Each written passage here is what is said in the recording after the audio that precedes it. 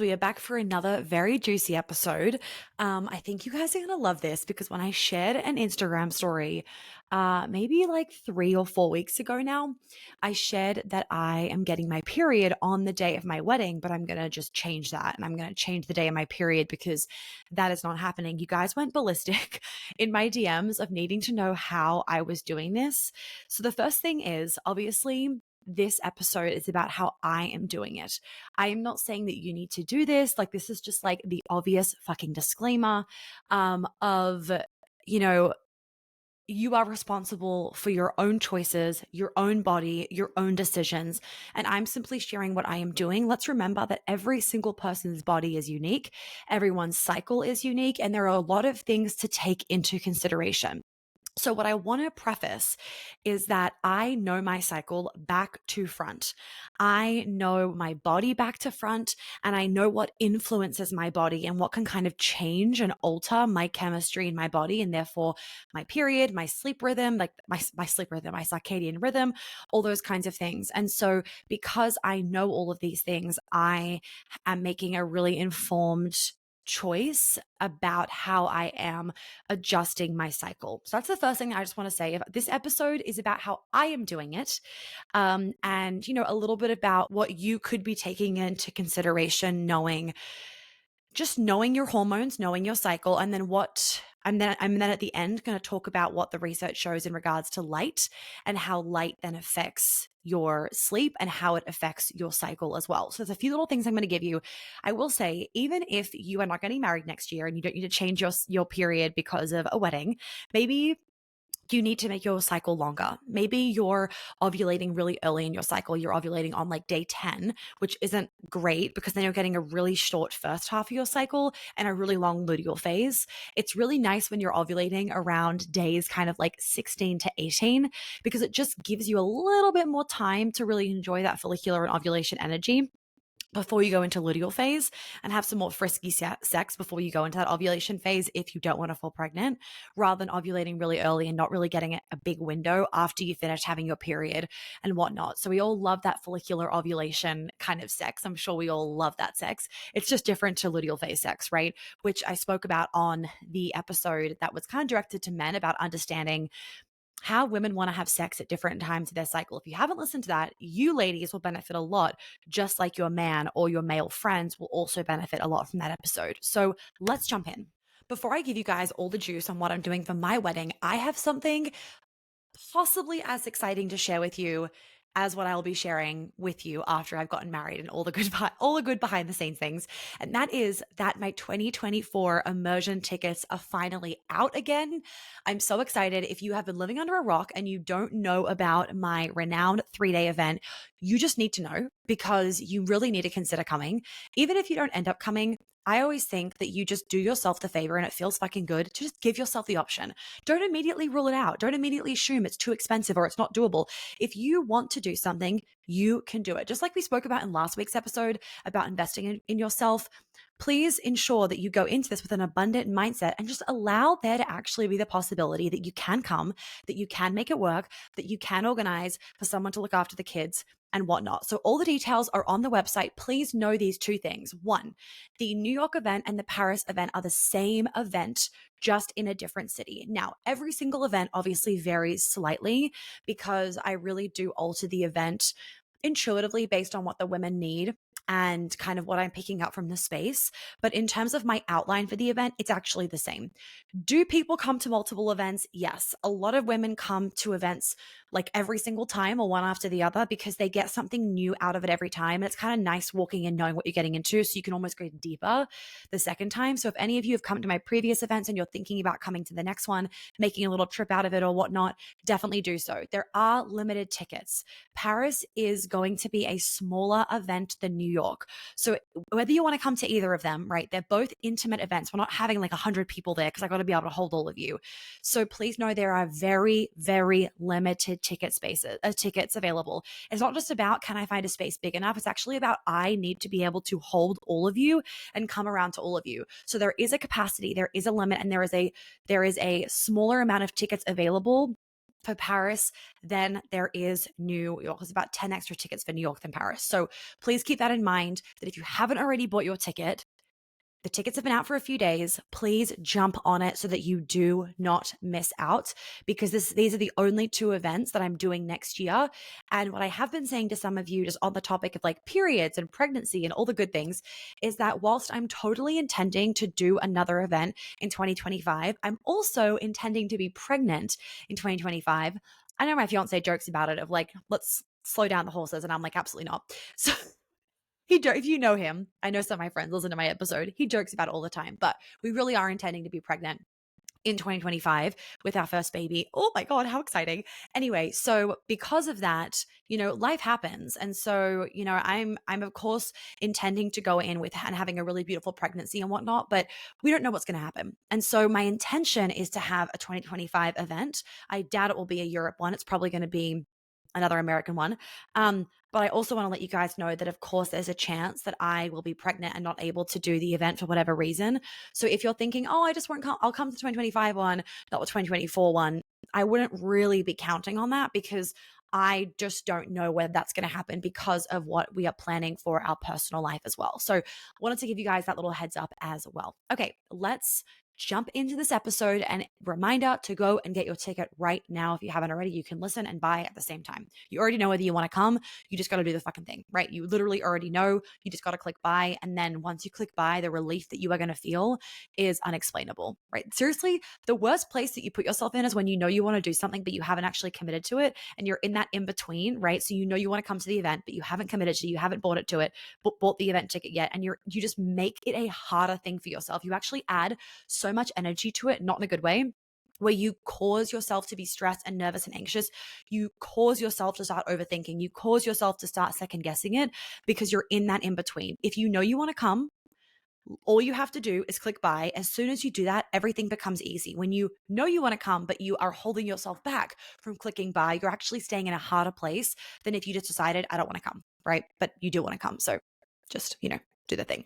Anyway, let's jump in. So like I said at the beginning of the episode, I love my period. I really do. I love being a woman. I love my period. I'm so excited for my wedding, but I do not intend to be in a white dress with blood coming out of my vagina. I just don't. I don't want to do it. I don't want to deal with it. I don't want to be worried about it. And there are many reasons that I'm going to go into. So I'm really going to be kind of sharing more of the insides of me so that you guys can understand, but it is really intending to help you. And I've put a lot of things in to also help you guys. But the beginning bit is just a little bit of context. For all of us that are women, we know this. And some of you actually maybe don't even know this about yourself, but this is going to bring so much awareness and take away so much self-judgment that you're possibly putting on yourself in your luteal phase. So, you know how after ovulation and before your period, the lining of your uterus is thickening, right? So, you've ovulated, you haven't fallen pregnant, the lining of your uterus has been growing over the course of your cycle, you haven't fallen pregnant, and as a result, the lining is going to shed, right? Now, in your luteal phase, before you have your period, right? You're not pregnant, before you have your period, you're in your luteal phase. Have you noticed that very often the bottom of your stomach will protrude a little bit more, especially if you have quite a toned stomach? You will notice that the bottom of your stomach protrudes a little bit more in your luteal phase compared to straight after you finish your period, or even on day 2 of your period. If you don't get bloating and whatnot, you'll notice that your stomach is quite a bit flatter.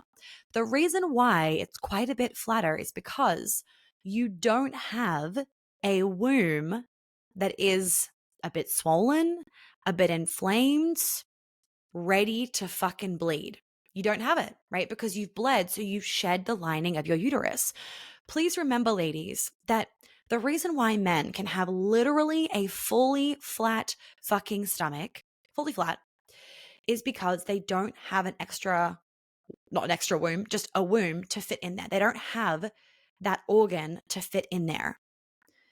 We have that to fit in there. Obviously, it then is the house, the home for the baby, but it's also where that lining thickens, causing there to be a little bit of inflammation before you actually bleed. For our wedding, we have a 4-day wedding. For those of you that are not signed up to my email list, you really should be, because then you would know the location and all those good things. And I'll be sharing a little bit more as we keep going through the planning process. But we are having an international wedding. We're having a 4-day wedding. We obviously have Americans flying over and Australians flying over and anybody else in between. And so we have, a welcome party. We have a rehearsal dinner, obviously as usual. We have the wedding ceremony, and then we have a brunch the next day. Now, what this means is that I got a lot of outfits, and in some of those outfits are tighter outfits. I'm not trying to not give away my outfits because, just my fiance would not listen to this episode. He doesn't listen to any of my podcast episodes, but just, for the sake of your own surprise, I have tighter dresses, and I don't want to have to be even thinking about or worried about being a little bit bloated because, I've been stressed because of the wedding, or I've been eating a pile of ice cream because I'm in fucking Italy. And therefore my luteal phase is, I'm a little bit more swollen, or my womb's a little bit more inflamed that cycle because I've been kind of just enjoying my time in Italy before the wedding. I don't want to have to be worrying about those things. I don't want to have to be worrying about the fact that I'm at the end of my luteal phase. I'm about to get my period. Is it going to happen whilst I'm wearing this fucking white dress? We don't know. There's too many factors. Women, you get it. There's too many things going on where it's like you just don't want to be dealing with this right before your wedding. And so just so that you guys are aware, my period is due to arrive like on the ceremony day, on that Saturday. Okay. And I don't want to be, at the rehearsal dinner and like, oh, okay, I got my period and I'm wearing a fucking light colored silk dress and it's just bleeding down my inner thigh. So we have to change when my period is coming. Okay. So this is the thing. I would prefer to be in my follicular phase and ovulation, if I can, around this time of the wedding, just so that I can feel my absolute sexiest in my body in these outfits. Look, if I'm in my luteal phase, just so we're all fucking clear, I'm not going to be judging myself. I'm not going to be hating myself. I do not nitpick my body. I do not nitpick my body anymore. I fully love and accept my body. And in fact, when I'm at the end of my luteal phase and I have my little protrusion from my womb at the bottom of my stomach, I'm kind of like, oh, this is cute. And I just like, I look at it in the mirror and I'm like, oh, I'm going to be cute when I'm pregnant. Anyway, so the point is I will still thoroughly enjoy it, and I will not be stressing, and I will not be overthinking, but I have a whole year, or just under a year now, to change my cycle. And all I really need to do is just buy myself 10 more days so that I'm in ovulation around this time, or at the very, very, very beginning of my luteal phase, rather than the end of my luteal phase / beginning of my period. So because I have so much time, I know that I can do this without causing any harm to my body. And why not fucking do it? Great experiment. And I can give it to you guys as well. Okay. So firstly, changing your period without going on hormonal birth control, obviously, this is non-hormonal birth control for anybody wondering, is a slow process. Unless you're really planning on hurting yourself, it's a slow process. So let's remember that I have 1 year. I've already been doing this for about a month. So I've had 1 year where I figured this out. I'm like, oh, this is happening. And now I'm going to change it very slowly over that year. Now think about it. If I'm trying to buy myself 10 days and I have 12 months, that means that over the course of this 12 months, all I actually have to do is make my cycle 1 day less. And I've actually bought myself 12 extra days, right? Think about it. If every month is now a 29-day cycle rather than a 30-day cycle, because my cycle goes for 30 days, I fix the problem. That's literally it. Do you get how that actually seems so simple? So if your period's like clockwork, or it's around, let's say 29, 30 days, if you buy yourself 2 days, right? 2 days every single month, you're completely fine, right? All you have to do is shorten your cycle by 2 days or 1 day, which really is doable when you take a few things into consideration. So I'm kind of going to be walking through what I am doing to kind of cut off these 10-ish days so that I can be in ovulation for our wedding. So what I'm doing is I don't want to elongate my cycle and push my period out. I don't want to do that. That's much harder for me, knowing my body. That's much harder because I have a pretty solid luteal phase. So I just don't see how I can make my luteal phase any longer. I already have a 30-day cycle. If you had a 26-day cycle, it actually would be healthy for you to push your cycle out to like 30 days, right? But if you have a 30-day cycle, I don't want to push my cycle out to 32 days because now my cycle's getting a little bit long, right? I'd actually rather pull it back to 29 days, 28 days, and that will be better for me, I also have more confidence in being able to do that than elongate my cycle. So this is me knowing my body really, really well. So I need to shorten my cycle. I need to shorten my luteal phase and or kind of push my ovulation phase up a little bit. I ovulate personally on day 16/17, right? If something's happened and I'm really stressed, maybe it's day 18. Please remember this, ladies. The vast majority of us actually don't ovulate on day 14, right? Most of us ovulate on a day other than day 14. This is research, by the way, which is really interesting, right? Not even 50% of women ovulate day 14. It's less than 50% ovulate on day 14. The rest of us ovulate on a day other than day 14. So I track my cycle. I know my cycle. So I know that I ovulate on day 16/17. If there's been travel, other factors, obviously it's going to be delayed a little bit, which I talked about in a recent Instagram post, which is really important why you don't just listen to your period app. So I'm going to get Olivia to link that below, and you guys can look at that Instagram post and make sure that you save it because it's a really important information so that you don't fuck up essentially tracking your cycle without hormonal birth control, because we all want to succeed in this so that women actually feel empowered doing this and not having to be on birth control as their like quote unquote empowering option. Okay. So I really highly doubt that I can extend my luteal phase. So I actually want to shorten my cycle just a little bit over the next few months. So I ovulate on day 16/17. Like I said, my cycle is 30 days long. Like I said, very healthy. It's like fucking clockwork. It comes boom, boom, boom, boom, boom. No problemo. I love my cycle. I love that it's clockwork. So what I have to do is just manipulate it a little bit to change it a little bit. Now, the biggest thing that I want to pass off to you guys is that I know my fucking body. I have such a deep connection with my body. I can literally tell it to shorten its cycle and it happens. You can have this too. Right?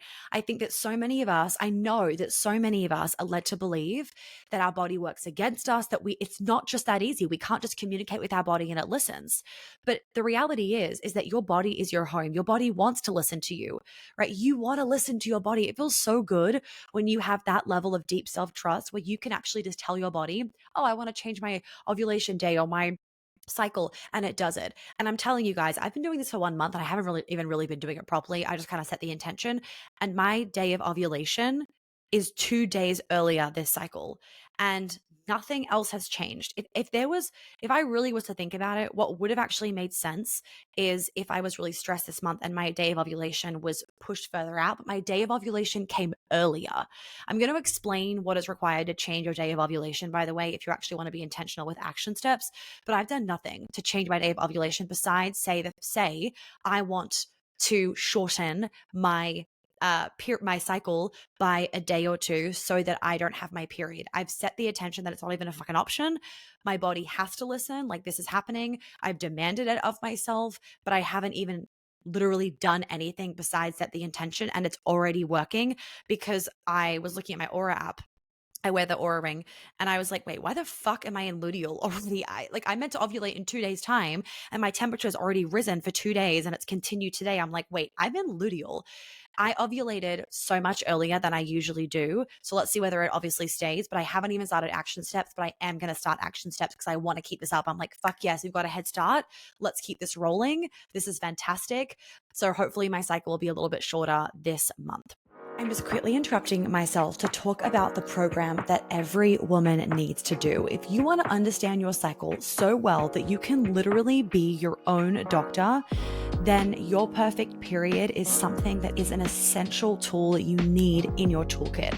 If you are sick of the PMS, the bloating, the boobs that are so sore you can barely walk, the back pain, the mood swings, the heavy periods, the delayed ovulation, the irregular cycles, the painful periods, the acne, whatever it is, then this program is not only just going to clear those things up, it's also going to teach you what to do in the future if they ever come up again, which for me is priceless because life happens, right? And it's so beautiful that I know my cycle so well that if I get a little bit of a random symptom come up 1 month, I'm like, that's interesting. Let me reflect on what's been happening. Okay, yep, all right, I know what to do now to clear this up. And that is power. So you feel connected to your body. It does not make you feel disconnected from your body like so many of us feel when we're having these horrendous periods and these bad luteal phases where we feel like our body is broken. We feel like our body is betraying us. It feels very, very frustrated. It feels like we're in our own fucking jail cell. And you get to take the power back and actually bring all that wisdom that is there, that women used to know, that we used to harness, and not only embody that for yourself, right? You're not only healing yourself, you're also educating yourself. And that wisdom and that education, not only are you going to benefit from, but also your daughter, your nieces, your friends, your granddaughters. And I just think, what a beautiful way to nourish the female lineage. What a beautiful thing to do as a woman today, that you're not only helping yourself when you join your perfect period, you're also helping the future women that are coming into your life, whether you have a daughter or whether you will have a daughter, or whether your friends will have daughters, nieces, whether they'll be just friends that you can help out when they're going through rough times with their period. Even when you're a grandmother, you can now help your granddaughter. And isn't that just a beautiful way to really harness that powerful feminine energy within us? So if you would like to join your perfect period, the link is below so you can read about it, join, and become another one of my beautiful clients that have changed their cycles forever and are forever grateful. All right, let's jump back into the show. Now, for any of you wondering what actually creates that really deep connection with your body, it's these things. One, super, super, super deep self-trust, which comes when you've obviously cleared everything that is making you feel like you cannot trust yourself, that it's not safe to trust yourself, that you hate yourself, blah, blah, blah, right? Clearing all of that trauma, clearing all of those negative beliefs about yourself, that conditioning about yourself, especially somatically, not just in your mindset, because you need a connection with your body. And even if you have a good mindset, if your body fucking hates you, if you hate your body, if you don't feel connected to your body, you feel detached from your body, you feel numbed out, you feel disconnected from yourself, if you don't feel safe in your body, you're not going to have deep self-trust. So deep self-trust is the number one thing. The next thing is actually having a strong connection with your body. Kind of like what I was just saying before, so many of us are disconnected, numbed out, we're distracted. All of those things disconnect us and move us further away from our physical, emotional, mental, spiritual bodies. When you have a really deep connection with your physical, mental, emotional, and spiritual body, it actually is going to allow you to have these kind of experiences where you can say something and then it can happen, right? And a lot of us actually have that connection. We're just not consciously aware of it and we don't use it, right? But you still have that connection somewhat unconsciously, because why do you think so many women come to me being like, I can't fall pregnant, blah, blah, blah, blah. We do all this work around, healing whatever trauma, and then boom, they fall pregnant. So there is, their body's actually, that their brain and their body is communicating to each other that I don't want to fall pregnant. So there is actually still a pathway of communication there. It's just not one that you want, right? She wants to fall pregnant, but her body's saying, I don't want to fall pregnant because of fear, trauma, et cetera, et cetera. So obviously then when you fix that, it fixes the pathway of communication and connection. The last thing is to remember that your body is listening to you, right? Having this deep connection to your body, it comes from you and your body listening to each other. And this will happen when you are clear, you're not bogged down by trauma, shitty victimhood, negativity, but also you're not being Miss Perfect either. That's fucking fake. No one is Miss Positivity all the time. That facade of being the positive, happy one all the time is fake, right? It comes from a fear of being rejected if you're not, a fear of being judged if you're not Miss Positive all the time. It can come from like a multitude of other things, but like those are the general, most obvious ones. And then it can be more specific for you. When you are being fully human, guess what? There is full self-acceptance, right? The goal, actually, one of the girls in Queen Alchemy said this to me the other day in Telegram. She's like, what I found so amazing about you in Queen Alchemy, Monica, is that you're never putting this idea of perfection to us. You're actually just putting this idea of being human. And that feels so attainable. She literally said something along the lines of, I think this might have been word for word, I didn't realize it could be this easy. And I think my response to her was more so along the lines of like, yeah, you don't need to be perfect. You need to be like, this is about being human. And I'm always saying that to you guys and to my clients. That's like my biggest fucking thing, is that I don't want you to be perfect, because that's not alignment anyway. That's not acceptance. That's not authentic. You're just fake in a different fucking way, right? You're sorry, not fake in a different way, but you're just traumatized in a different way. Now you think that you have to be perfect in order to be enough. So anyway, I don't want to go down that tangent. Back to the topic of this podcast. So those are the three things that you need to be doing and working on and healing and embodying in order to have that really deep self connection with your body and communication with your body. So it's listening to you, and so you're listening to it. Now, what I'm doing, and I'll give you guys an update in a few months' time, this is what I'm starting to do for changing my cycle. One, I am increasing my stress a little bit in my luteal phase. This is mostly via harder workouts at the start of my luteal phase when I still have the energy, because what I'm trying to do is deplete my progesterone just a little bit, not too much where I'm having mood swings and breakouts and bloating. No, that would be too much, right? So I'm not trying to hurt my body. I know that I have a really solid luteal phase. And I know intuitively that I can just deplete my progesterone the tiniest bit. I can just increase my stress a tiny bit because I really don't live a super stressful life anymore. Not living in a city and now living like in a beautiful house where I look at greenery all day and like plant my fucking garden. So I can increase my stress just a little bit, right? In a confined space. So hence my workout, not all day long. It's just like, okay, increase the stress for like 30 minutes and then boom, rather than doing low impact, low stress workouts all in my luteal phase, just to deplete my progesterone just enough to shorten my luteal phase. So this would probably look like for me doing one harder cardio workout at the beginning of my luteal phase rather than no hard cardio workouts at the beginning of my luteal phase. Okay. So when I still have the energy, which is that beginning bit, I'm just going to push myself in a way that I wouldn't normally push myself just until my cycle is one day less. And then I'll try and stabilize it at that one day less, or those 2 days, or 2 days less, right? The next thing is light cycling, which I'll talk about in a second. And this is to change my day of ovulation to more like day 14, right? Or even day 15, would prefer day 14, so that I can shorten my cycle by about a day or two, also still keeping a long enough luteal phase, right? If you can get like a 10-day luteal phase, that's super ideal because that's telling you that you have enough progesterone. And a lot of women have high estrogen, low progesterone, or enough estrogen, like fine levels of estrogen, but not enough progesterone. Progesterone is such an important hormone for reducing the PMS, the bloating, the cramps, the headache, the fatigue, like all those things. So progesterone is really fucking important. And a lot of women don't have enough because it gets depleted via stress. So I'm not trying to, you know, deplete myself of all my progesterone. I'm just trying to shift things ever so slightly. So changing my day of ovulation would also just move my cycle up a little bit, which would also be really amazing without sacrificing too much progesterone and without making my luteal phase too short. That would not be good. Okay, so the light cycling, I'll explain that to you guys in a second. So just hang tight with that. The other thing is moon bathing. So I'm going to bathe in the moon more, like somewhat because it's getting really fucking cold here. But anyway, thank God I love the cold. But I'm going to be moonbathing more so that I can sync my cycle back up with the moon again because I lost it for a little bit with all the travel and everything we were doing. So I'm going to sync my cycle back up to the moon again because this is working for me because of our wedding date, right? Keep that in mind. This might not work for you if you're trying to shift your cycle for the wedding. So just keep this in mind. So I want to do this because our wedding is on a waxing moon. So it's not on the new moon and it's not on the full moon. It's in the middle. So if I'm bleeding on either the new moon or the full moon, that's great because it means I'm going to be in the middle of my cycle for our wedding and kind of the events around it, which is super ideal. So I actually want to sync my cycle back up to the moon. And this cycle was actually on the moon, which was great. I ovulated on the new moon.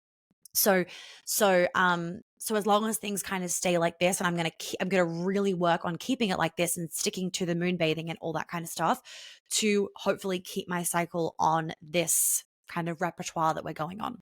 And something just to be really aware of, if you don't know about the whole moon and how the moon influences your cycle, you could do a bunch of research, but I'm going to go through a little bit of things right now for you guys. So the moon's gravity influences water, right? So your emotions, which is why more, typically speaking, and statistics also show there's more car crashes, there's more people having mental breakdowns and whatnot on the full moon because the moon influences water and our emotions are water energy. So we are 70% water.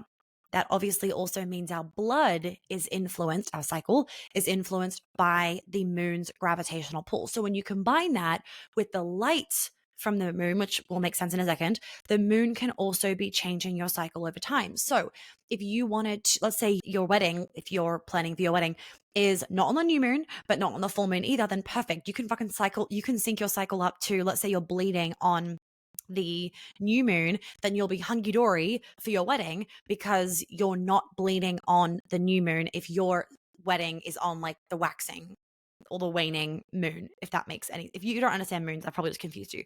I don't understand moons like compared to other people, but I understand it enough to kind of know how it syncs up with your cycle. So right now, like I was saying, I'm ovulating on the new moon, so I want to kind of keep it that way, because our wedding is in the middle of the moon cycle. So I'm going to use the moon to keep my ovulation as best I can on the new moon, because then I'm going to be super hunky dory for our wedding. Okay, let me go into the light stuff with you guys, because this is a really, really, really important part of changing your cycle. And I'm probably going to piss off my fiance because now he's got to be on board this to make sure that my cycle stays the same, because he doesn't want a period on the wedding and I don't want a period on the wedding. And he obviously sleeps in the same bed as I do.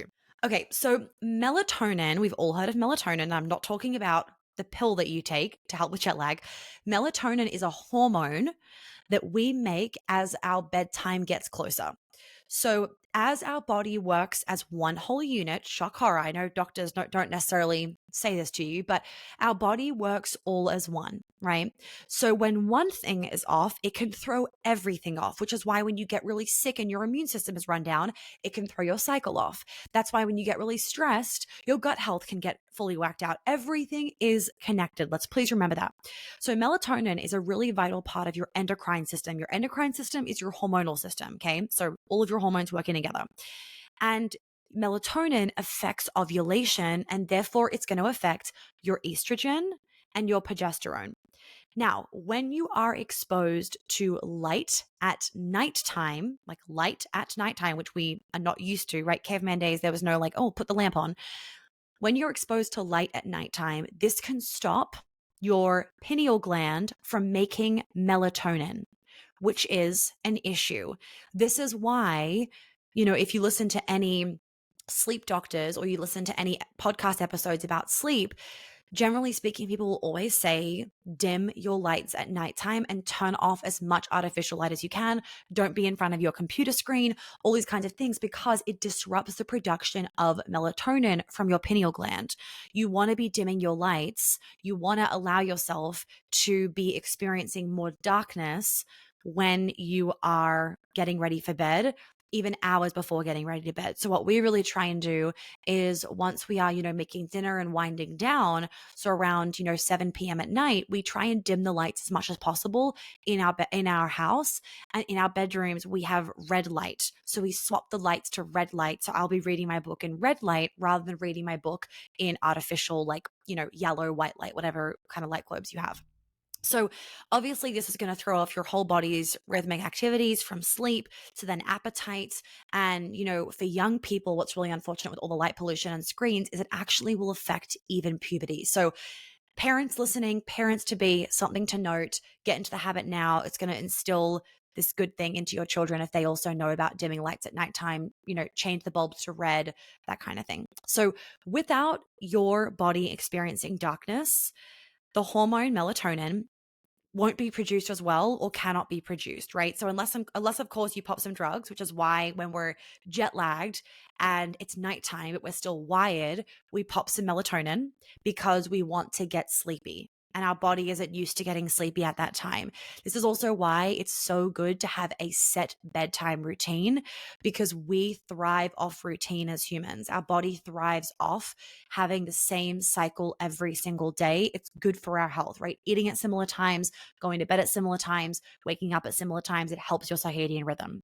Now, your hypothalamus is also affected by melatonin, and this regulates your blood pressure, it regulates your emotions, it regulates your temperature, and your whole entire endocrine system.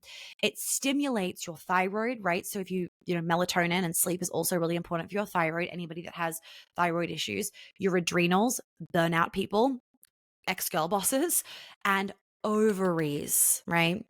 So melatonin stimulates and affects your thyroid, it affects your adrenals, doesn't stimulate your adrenals, it affects your adrenals, right? And your ovaries to secrete whatever given hormones that certain area of your body is secreting. But without melatonin, that process can be heavily disrupted. So melatonin is really, really important.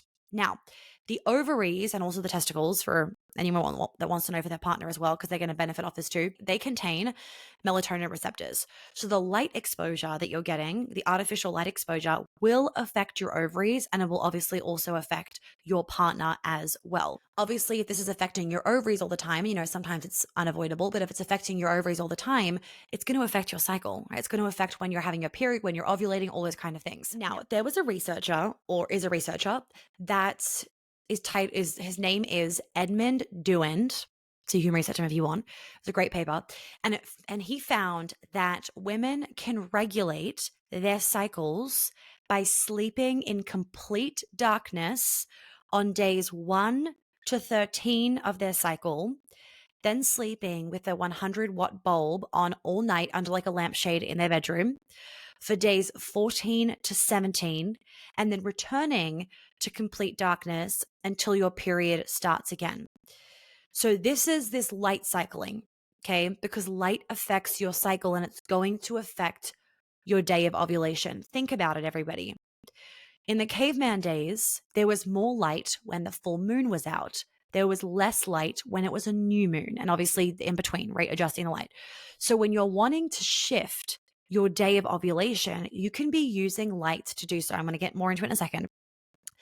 The other things to note for anybody listening to this that doesn't have a wedding they're trying to change their cycle for, light cycling can also help with a few other things. It can help with if start again, lol. It can help, my words aren't coming out. It can help if you have anovulatory cycles. An anovulatory cycle means that you didn't ovulate in your cycle. So if you are having anovulatory cycles, especially if you have PCOS, this could be a really good thing for you to be implementing and trying. If you do not have really healthy cervical fluid, it can help with this. If you have really short cycles and you want your cycle to become longer, then this can help with it. If your FSH levels are abnormal or not the healthiest, this can help with getting your FSH levels really healthy. If you have a lot of spotting, this can help with spotting. This can help with increasing progesterone. It can help with even sustaining pregnancy if you have a history of miscarriage.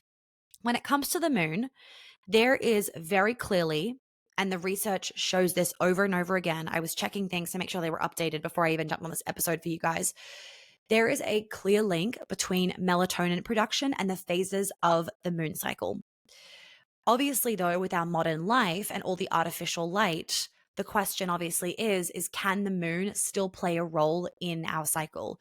And this is why it's, what I'm sharing with you is not like absolute, because it's totally dependent on your environment. But hey, if you're wanting to try something, this isn't going to hurt. It's not going to hurt you to try doing light cycling. Now, the thing is when I was looking at more research, it's actually been shown that even in, I pulled it before, so I'm going to read it to you guys in a second, but basically the study was showing that even in rural areas and also in urban areas, it's still been shown that across the board, people sleep less during the full moon.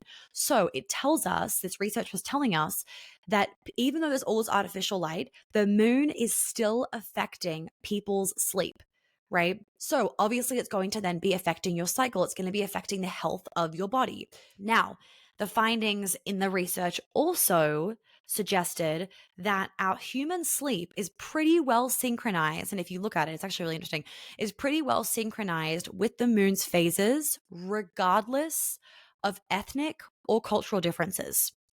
Even in areas where light pollution outshines the moonlight, hello, New York City, it's still affecting us. So this leads back to this whole thing of understanding the moon's gravitational pull on the water in our body and the emotions in our body, and obviously the blood in our body. What this means is that if you want to really use light to adjust and manipulate your cycle, here's what you could do. So think about it like this. If you want to bring your ovulation day forward, you want to be exposing yourself to more light around the time of ovulation. So let me recap what I was saying before, right? If you want your day of ovulation to be between 14 and 17, that's when this research was shown by Edmund Doolan. That's when he was saying expose yourself to light. But if you want to bring your ovulation to day 14, like I want to, then I want to expose myself to light around days 12 to 14. I'm going to expose myself to a lot more light around those 2 days because I really want it to be like day 13, 14. So I'm going to expose myself to light around those few days. I'm going to have it I personally am going to have it as a smaller interval of time. And then the rest of my cycle is going to be pitch black darkness. So what this will mean is we will have our electric blinds closed. We will also have all of our curtains closed. So it will be fucking pitch black. And then on those days where I want to be ovulating, right? So even if I was ovulating on day 18 at this point, if I want to be ovulating on day 14, I'm doing the light when I want to be ovulating, not when I am ovulating. So if you want to be ovulating on day 18, you want to lengthen your cycle out, because right now you're ovulating on day 14 and you'd like a longer cycle and you'd like a lot longer first half of your cycle, which is a fucking vibe if you can get that, because like I have that and I did that over time with light as well and I love having that. Then you would want to be exposing yourself to light whilst you're sleeping around days, 15, 16, 17, 18.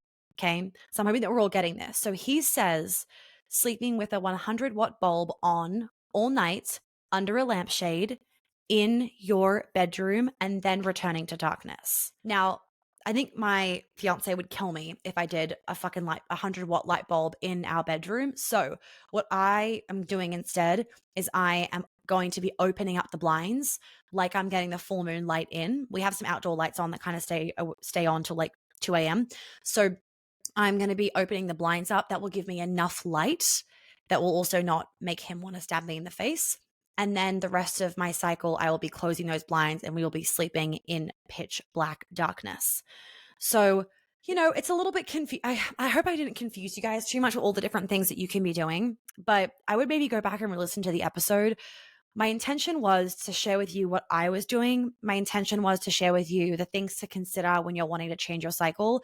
The main things to consider obviously is stress and then light and how that can influence your cycle and how you can kind of manipulate your cycle. So remembering, I'm wanting to pull my ovulation day up. I want to keep it on day 14. So I'm going to be sleeping with the blinds open around those days to keep that there. The rest will be pitch black. I'm also going to be stressing my body out just a tiny bit extra to lose a little bit of extra progesterone so that I can hopefully get my cycle down to 28 days. And then if I keep it at 28 days, I'm going to be hunky fucking dory at my wedding, because over a whole year, then that's perfectly fine, right? Remember what I was saying at the beginning, that if I need to lose 10 days, all I need is, I don't need to shift my cycle. I don't need to lose 4 days every single month. I just got to short my cycle a few days. And then over the 12 months, that's going to add up. And I'll probably then, if I pulled my cycle back like 2 or 3 days, I'd probably be at the beginning of my follicular phase during the wedding. So hopefully this didn't confuse you guys. I really hope this was helpful. It was a hard episode because I can't give you absolute advice by any means. So please be discerning. Please take what I'm saying with a grain of fucking salt. Please remember the disclaimer that I gave you at the beginning. And what's most important is to trust your body and also to communicate with your body, to tell your body what you want, to trust your body in this process and to listen to your body. This is not about hurting yourself. This is not about doing anything damaging to your body. And for a lot of you, I hope this episode was also helpful so that you know how to start to adjust your cycle a little bit so that you can have a healthier cycle as well, because you want to be having, a 28 to 31 day cycle, because that's telling you that you're getting a juicy time for the first half of your cycle and to enjoy that follicular phase and ovulation phase. But then you're also getting a really solid amount of progesterone to actually last that 10 plus days for your luteal phase. If your luteal phase is really short, like 6 days, it's telling me that you don't have a lot of progesterone, especially if there's spotting and everything involved. So, okay, I'm going to shut up. I hope this is really helpful. Please get your ticket to the immersion if you haven't already. And if you need my cycle syncing guide as well, that's a free download on my website. You can grab it below, and I will love you and leave you.